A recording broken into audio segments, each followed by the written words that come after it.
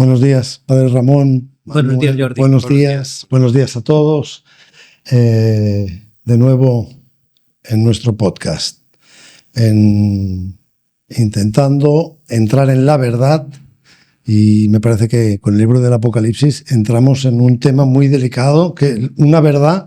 Yo estaba pensando, después del último episodio, me fui dando, en el fondo, lo que estamos hablando de la verdad de la que habla el Apocalipsis respecto a la que vive el hombre de la calle, sonaba un poco a Matrix, ¿no? Si tomas la píldora azul, conocerás la verdad, y si tomas la roja, te olvidarás de todo esto y seguirás viviendo como hasta ahora.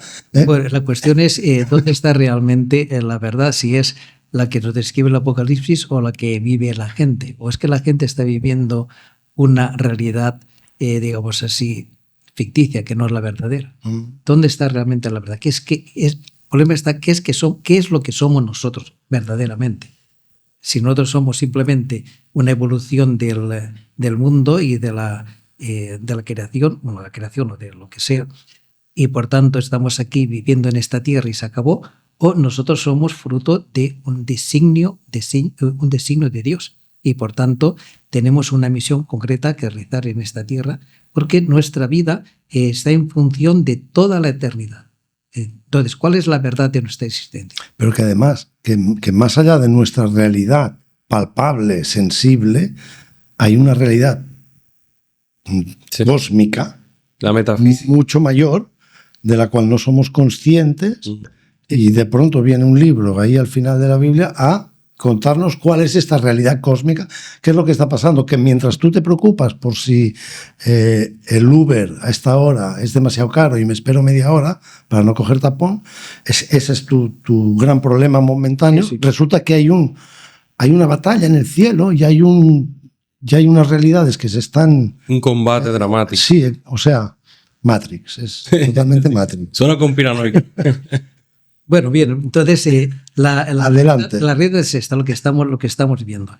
Y el libro del Apocalipsis nos quiere mostrar realmente lo que es la realidad, la verdad, nuestra verdad sobre nuestra naturaleza propia, que excede aquello que nosotros podemos ver o que podemos constatar. Porque el problema el conocimiento humano se limita únicamente a lo que es constatable, a lo que yo puedo verificar físicamente, o bien el conocimiento humano excede a toda esta realidad. Hay una realidad inmensa que es la que nos habla toda la revelación definitiva y concretamente el libro del Apocalipsis. Okay. Por eso este libro es una revelación que hace Jesucristo, lo vimos en el episodio pasado, y se va presentando. Lo primero que hace Jesucristo es presentarse a través de su vidente Juan. Por eso dirá, aquel al que nos ama y nos ha lavado con su sangre de nuestros pecados y ha hecho de nosotros un reino de sacerdotes para su Dios y Padre, a él la gloria y el poder por los siglos de los siglos. Amén. Mirad, viene acompañado de nubes, todo ojo le verá, hasta los que le traspasaron, y por él harán duelo todas las razas de la tierra. Sí, amén. Yo soy el Alfa y el Omega, dice el Señor Dios, aquel que es, que era y que va a venir, el Todopoderoso. ¿Qué está diciendo con esta presentación? Cristo es aquel que se ha entregado, que se ha donado por nosotros. Y precisamente como fruto de esta entrega, porque se ha dado a sí mismo, Cristo y con él los cristianos han sido constituidos reyes y señores. Porque en cuanto que controlan el desarrollo de la historia y dominan sobre los poderes negativos de la misma. Tanto Cristo reina en los cristianos, reina en ellos, pero su reino no es de este mundo, no es como el reino de este mundo. No domina sobre ellos, sino que reina en ellos, dentro de ellos. Por tanto, los cristianos, ofreciéndose a sí mismo como ha hecho Cristo, testifican y prolongan en la historia de los hombres la salvación de Dios. Se hacen copartícipes del misterio salvador de Cristo. Pues bien, a este que nos ama, que se ha entregado por nosotros, sigue diciendo el texto, a este le corresponde el poder, la gloria, el poder por los siglos de los siglos. Amén. ¿Qué está diciendo esto? Al don de la gracia y paz otorgado por Dios en Cristo, responde la Iglesia confesando la gloria y el poder de Dios. Es el reconocimiento que tiene la Iglesia por cuanto ha sido realizado en ella. Y esta expresión, que indica por los siglos de los siglos, es de origen hebreo y recalca la plenitud de una determinada realidad. Esa realidad llega a su plenitud. Pues bien, a esta doxología que aparece aquí le sigue una profecía. Dice, él viene. Doxología. Una doxología. ¿Qué es eso? Una doxología, doxa, significa gloria. O sea, la proclamación de la gloria de alguien, en este caso de Dios, en este caso de Jesucristo. Esto es una doxología. La palabra en una expresión para glorificar a alguien. Bien, a esta doxología le sigue una profecía. Dice, mirad, viene acompañado de nubes, todo ojo le verá hasta los que le traspasaron, y por él harán duelo todos los reyes de la tierra. Y termina diciendo, sí, amén. El que viene, que viene, ¿quién es? Es el crucificado, el que nos ama y nos ha liberado, que vuelve gloriosamente y al que todo el mundo reconocerá. Tanto el ser de Dios aparece en este momento abarcando todo el tiempo, el pasado, el presente y el futuro. Por tanto, en el pasado, ¿qué es lo que ha hecho Jesucristo? En el pasado nos ha lavado y constituido sacerdotes. En el futuro vendrá. Y en el presente es el que nos ama siempre y en todo momento. Pues bien, entre estas dos actuaciones, entre el que nos lavó en el pasado y el que vendrá en el futuro, se desarrolla todo el tejido de la historia humana que nos describe el Apocalipsis. O sea, todo lo que va a describir el Apocalipsis está comprendido entre el pasado, que Cristo, porque nos ama en el presente, nos ama siempre, nos ha lavado, nos ha purificado y vendrá. ¿Y cómo vendrá? Dice, vendrá sobre las nubes, por tanto, con la majestad y el poder de Dios. Entonces, hay aquí que... Entonces, Cristo nos ha lavado, se refiere al momento, o sea, al acto de la pasión, muerte y resurrección. O sea, el Apocalipsis se mueve entre la primera y la segunda venida. Exactamente. En el tiempo que San Pablo llamaba intermedio. No, lo que llamamos los últimos tiempos. Los últimos tiempos, porque ya está todo hecho. Cristo ya nos ha demostrado lo que es el amor de Dios, nos ha amado, nos ha rescatado, nos ha purificado, y ahora solamente queda una cosa, el aceptarlo o rechazarlo. Por tanto, hasta que Él vuelva, en la misión que tiene la Iglesia, testificar la resurrección de Jesucristo, su victoria sobre la muerte, y confesarle públicamente ante el mundo. Esto es, por tanto, lo único que queda. Por eso serán lo que llama Pablo los últimos tiempos. Bien, ante esta visión de Cristo, cuando vuelva, dirá que harán duelo todas las razas de la tierra. Este llanto de los pueblos de la tierra es un llanto muy distinto al que veremos más tarde cuando se hable de la caída de la Gran Babilonia. Este es un llanto de penitencia, de reconocimiento de nuestras debilidades y, por tanto, de perdón. Y termina con el sí, amén. Este sí, amén final es la confirmación divina de que verdaderamente así va a ser, que nada ni nadie va a poder impedir que esto se realice. Es, por tanto, la confirmación de la realización del designio de Dios, que ha sido ejecutado por el Hijo y comunicado por el Espíritu Santo a favor del hombre y de la creación entera. Y así termina esta primera parte, este versículo 8, dirá, yo soy el alfa y la omega, aquel que es, que era y que va a venir, el Todopoderoso. Con lo cual retoma lo que ha comenzado al principio, haciendo una especie de inclusión semítica. Aparece con la exclamación, yo soy, el ego eimi, con el que Dios se revela a Moisés, seguido de atributos que muestran caracteres del ser divino y que en el Nuevo Testamento se aplican tanto a Dios como a Cristo. Cuando dice que es el alfa y la omega, se indica que está presente en todos los acontecimientos, que es el origen y el principio de todo y el fin y el término hacia el que todo convierte. Y de Cristo será exactamente lo mismo. Y termina retomando las mismas palabras que al comienzo de la perícopa, al que se añade el título O Pantocrator, el Todopoderoso, aplicado a Dios y que aparecerá 9 veces a lo largo del libro del Apocalipsis. Tanto unido al alfa y al omega, muestra el dominio de Dios sobre el mundo. Bien, con esto termina, digamos, el saludo que hace el vidente a toda la Iglesia. A partir de ahí comienza una primera visión, que es una visión preparatoria. de lo que va a venir después. Leemos un poco la visión para que tenemos en contexto. Estamos ya en el texto, texto, sí. del Apocalipsis. La visión de los ángeles. La visión preparatoria que tiene el vidente. Yo, Juan, vuestro hermano y compañero de la tribulación, del reino y de la paciencia en Jesús, yo me encontraba en la isla llamada Patmos por causa de la palabra de Dios y del testimonio de Jesús. Caí en éxtasis el día del Señor y oí detrás de mí una gran voz como de trompeta que decía: lo que veas, escríbelo en un libro y envíalo a las 7 iglesias: a Éfeso, Esmirna, Pérgamo, Tiatira, Sardes, Filadelfia y Laodicea. Me volví a ver qué voz era la que me hablaba, y al volverme vi 7 candeleros de oro, y en medio de los candeleros como un hijo de hombre, vestido de una túnica talar ceñido al talle con un ceñidor de oro. Su cabeza y sus cabellos eran blancos como la lana blanca, como la nieve, sus ojos como llamas de fuego, sus pies parecían de metal precioso acrisolado en el horno, su voz como voz de grandes aguas.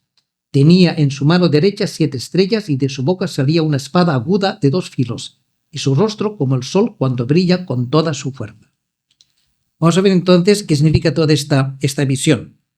En primer lugar, se presenta como el más estilo puro profético. Yo, Juan, vuestro hermano y compañero de la tribulación, como aparece en la vocación que se da a los libros proféticos. Uh-huh. Solamente que en este caso, quien revela no es Dios, sino que es Cristo mismo.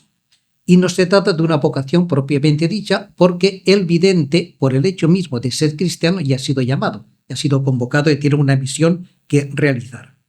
Por tanto, se trata en toda esta visión de recordar en tiempos difíciles, borrascosos, como está viviendo la Iglesia en aquel tiempo, como está viviendo la Iglesia en nuestro tiempo, que Cristo, muerto y resucitado, viene al encuentro del hombre y da una palabra de aliento, de confianza y de esperanza.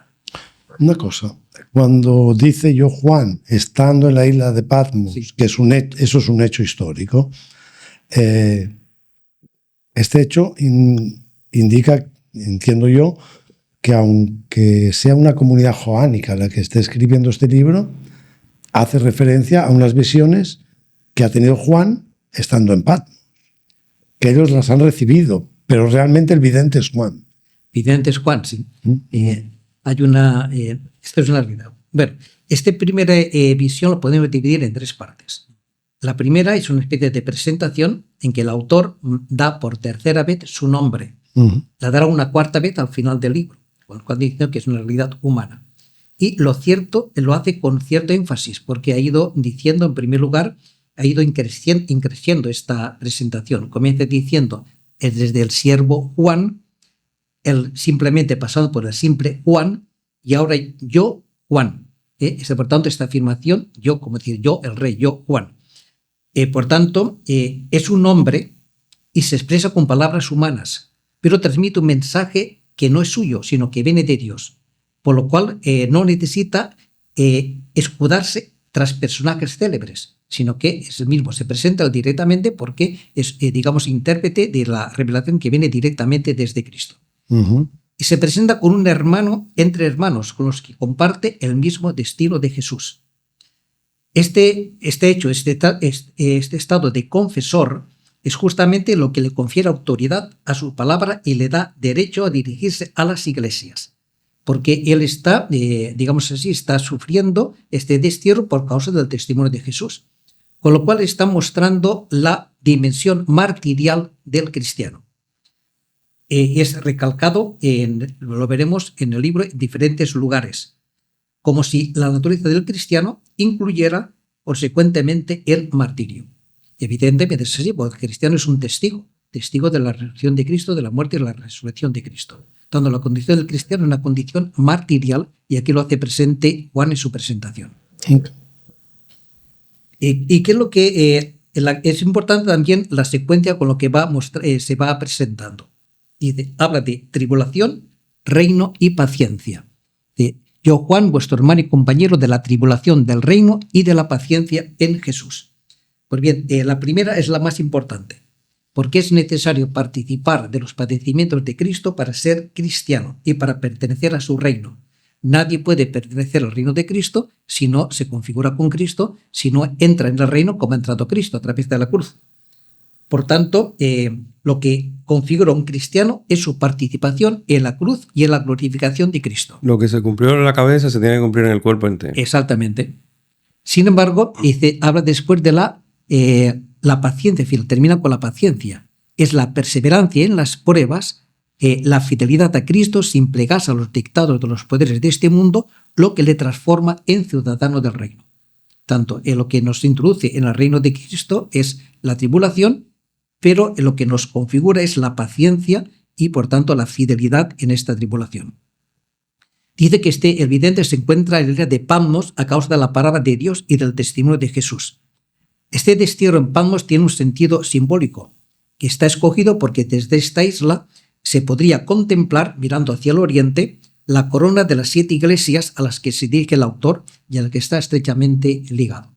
Tanto el autor, de hecho la comunidad juánica, parece ser que estaba establecida en esta zona, concretamente en la ciudad de Éfeso, es lo más probable. Por tanto, desde la isla de Patmos, geográficamente se divisarían la corona de las 7 iglesias a las que se dirige el autor. Pero el hecho del destierro de Juan en Patmos es histórico.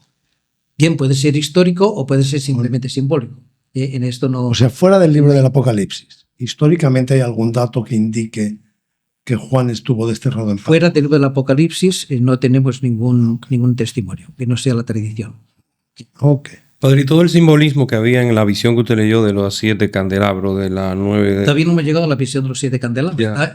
Está presentándose. Yo tengo una queja casi, o una pregunta en clave de inclusión semítica. En el Apocalipsis, en el Génesis, Dios crea y se oculta, ¿verdad? Primero. Y entonces en el Apocalipsis, todo lo que dice lo dice a través de visiones, o sea, es como si fuera un Dios, ¿cómo se dice esta palabra?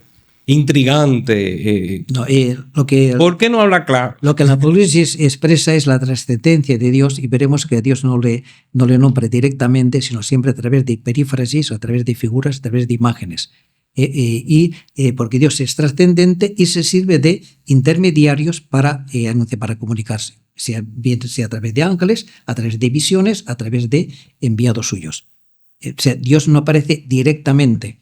¿Por qué no aparece directamente? Porque Dios es un Dios oculto. ¿Y por qué se oculta? Se oculta precisamente porque nos ama, porque Dios nos ha creado libres. Si Dios apareciera directamente, claramente, visiblemente, su presencia nos dominaría, nos obligaría, nos forzaría a creer en Él.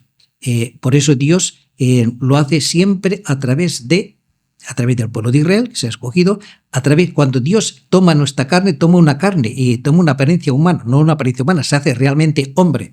Y es a través de Jesucristo en el que Dios se ha manifestado.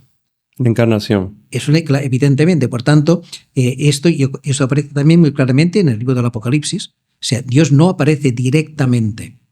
Repito, ¿por qué no aparece directamente? Porque si aparece directamente digamos así, nos condiciona. Nos sí. condiciona totalmente. Acuérdate de lo que la experiencia de Moisés y del pueblo de Israel, que decía, por favor, que no nos hable Dios, porque si no nos morimos. Y lo hace a través de Moisés, que tenía que ponerse un velo en la cara que reflejaba la gloria de Dios. Y el mismo Cristo, cuando aparece en la transfiguración, los discípulos caen rostro en tierra porque no pueden soportar esta visión.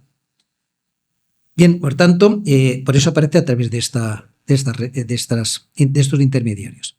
Otro dato importante es que la visión tiene lugar el día del Señor, es decir, el día del domingo, y dentro de una celebración eucarística, de una celebración pascual, porque todo el Apocalipsis está cargado de referencias pascuales, ya que sobre todo la confesión del triunfo de Cristo sobre la muerte y de su señorío sobre el mundo. Por eso está dentro de este marco del domingo, porque todo el Apocalipsis es el triunfo, la confesión del triunfo de Cristo sobre la muerte y de su dominio sobre el mundo. Y aparece aquí una voz, dice, la voz es siempre portadora de buenas noticias. Una voz que resuena como trompeta. Aquí aparece, por lo que tú estabas diciendo, aparece por primera vez el término os, es decir, como, juntamente con el homoio, semejante. Es decir, ¿Por qué? Porque el lenguaje humano es incapaz de describir adecuadamente las visiones divinas. Por eso tiene que recurrir a parecidos, parecido a, es como, es semejante a, porque no hay otra forma de, ya lo dice San Pablo, el que subió hasta el tercer cielo, ni el ojo vio, ni el oído oyó, lo que el Señor tiene preparado para los que él ama. O sea, no es forma, no se puede describir con palabras algo que excede con mucho a nuestra experiencia cotidiana. Por eso, esto señala la insuficiencia del lenguaje humano y de las imágenes para manifestar realidades celestes. Bien, esta voz es un mandato que dirige al vidente, pero a favor de las 7 iglesias. ¿Cuál es el mandato? Que escriba.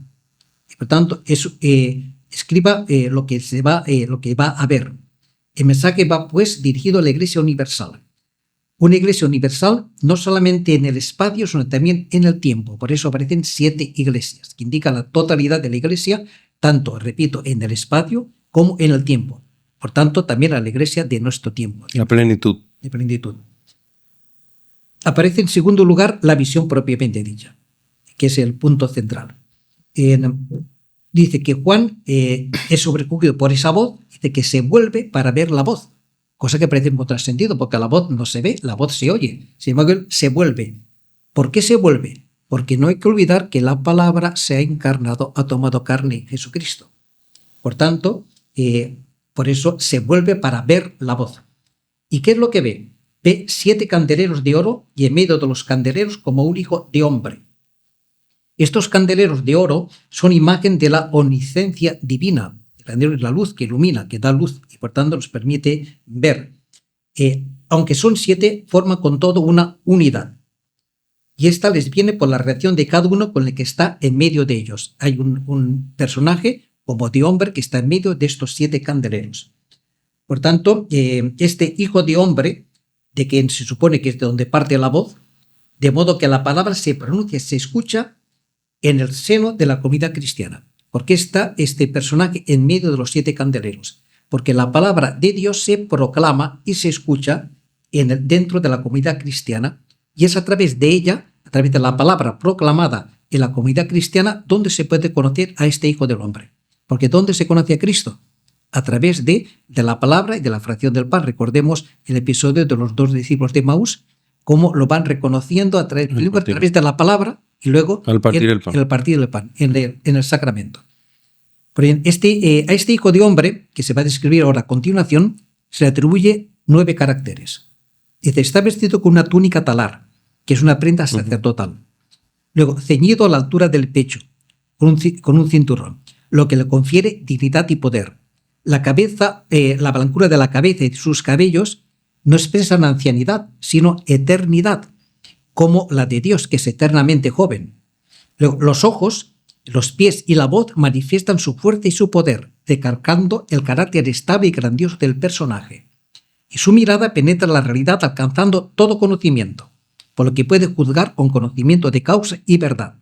Y sus pies están sólidamente cimentados, y su voz como ruido de grandes aguas. Es una palabra divina. Por tanto, aquí no se está presentando un personaje humano, sino un personaje divino.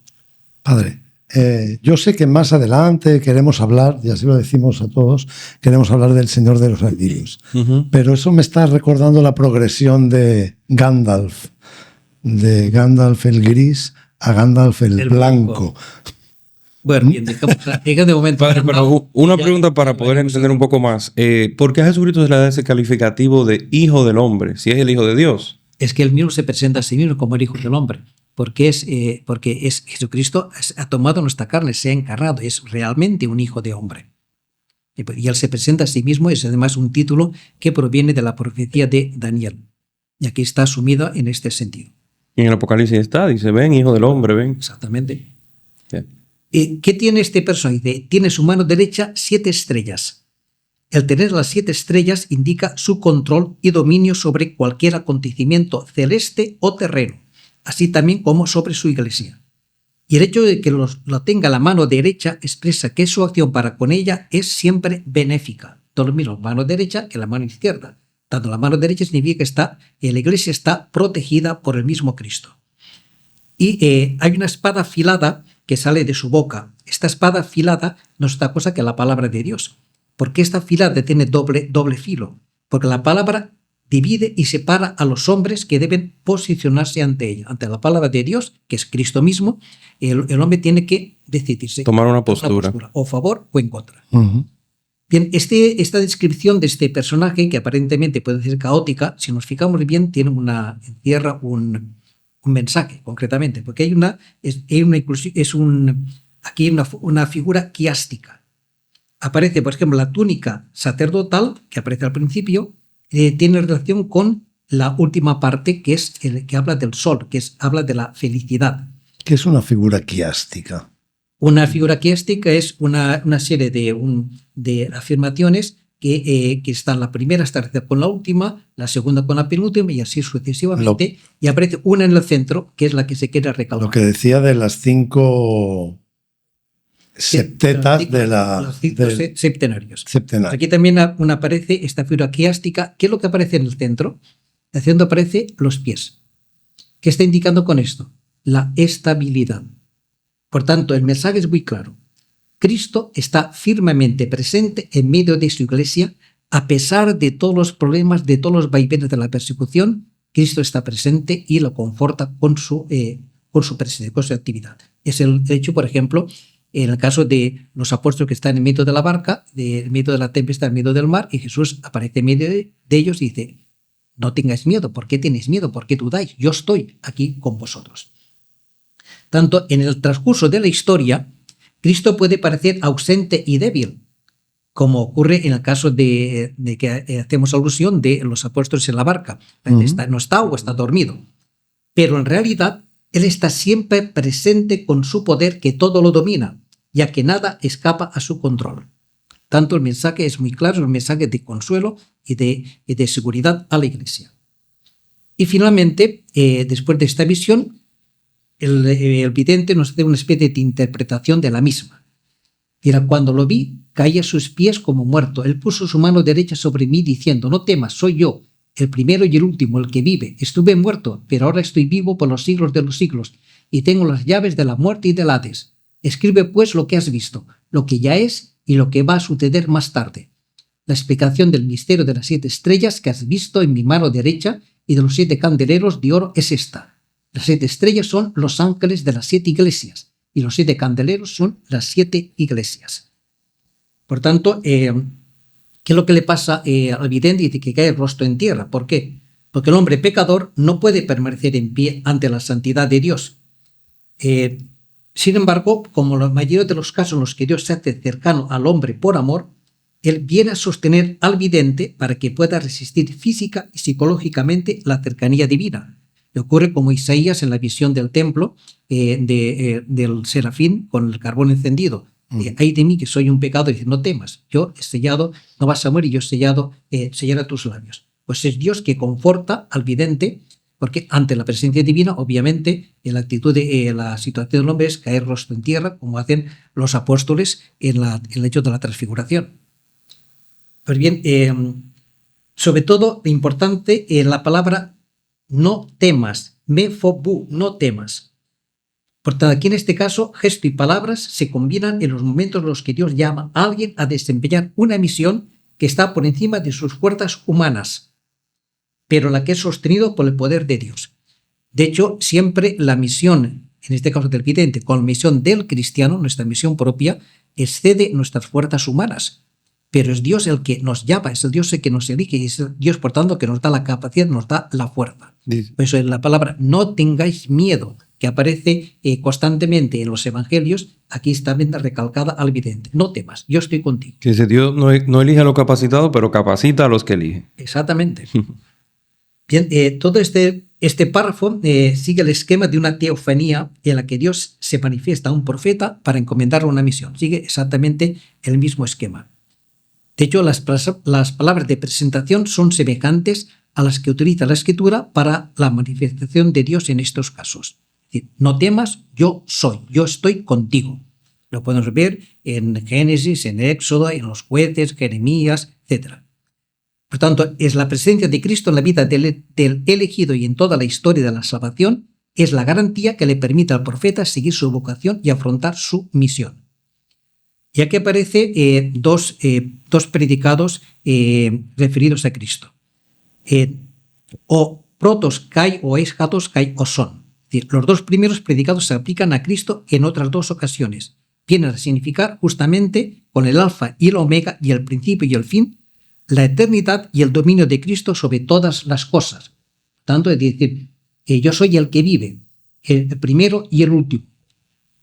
Y no solamente es aquel que la abarca todo, sino que es aquel el que vive. El hecho de que Cristo es el viviente.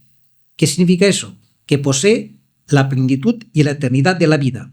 Y esto se debe a su triunfo sobre la muerte. Por lo que Osón, el que vive, es más que todo un grito de victoria. Yo soy el que vive, yo soy el que he vencido la muerte. Y soy por tanto que estoy vivo y vivo para siempre. Pues bien, nuestro texto enfatiza este contraste entre muerte y vida. Por eso dirá, estuve muerto, pero ahora estoy vivo por los siglos de los siglos. Tanto pasión y resurrección están íntimamente unidas en el misterio pascual de Cristo que aquí se evoca.